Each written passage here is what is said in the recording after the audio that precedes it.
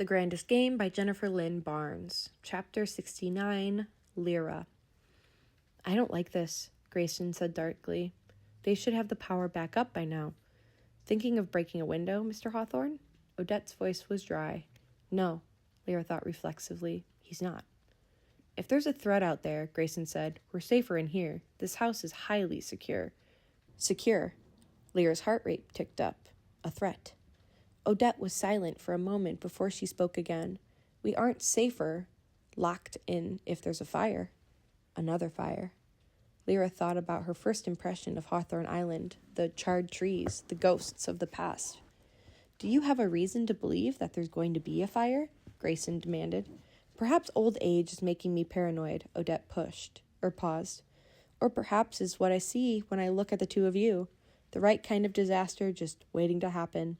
A Hawthorne and a girl who has every reason to stay away from a Hawthorne. She's talking about Omega. Lyra felt that in the pit of her stomach. About my father's death. About Tobias Hawthorne.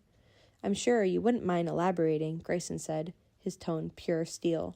Odette chose utter silence instead. A Hawthorne did this, Lyra said hoarsely.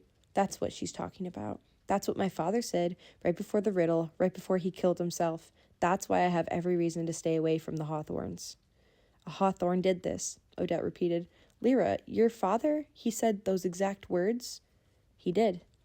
I know, Grayson said, that my grandfather could very easily cross the line into viewing people as cogs in a machine, as levers to be pulled, a means to an end, to his ends. Neither one of you knows what you think you know. Odette's voice was sharp. Her voice was cut off mid-word. There was a thud, a loud one, her body hitting the floor. Lyra bolted forward, heedless of the dark, but somehow Grayson made it to Odette first. She's having a seizure. Grayson's voice sliced through the darkness. I'm turning her on her side. I've got you, Miss Morales. The sound of the old woman's body jerking against the floor suddenly ceased. There was total, awful silence. A breath caught in Lyra's throat. I've got you, Grayson repeated. You would think so, Mr. Hawthorne. Odette's voice was hoarse. Relief shot through Lyra. And an instant later, the lights came on. Sorry about that, folks. Nash Hawthorne's Texas drawl sounded from hidden speakers. Brief technical snafu on our end, but we're back. You still have 63 minutes until dawn. As long as at least one team makes it down to the dock by the deadline, the rules stand. Make it out by dawn or leave the competition. Lyra, Grayson said, the emergency button. We need nothing.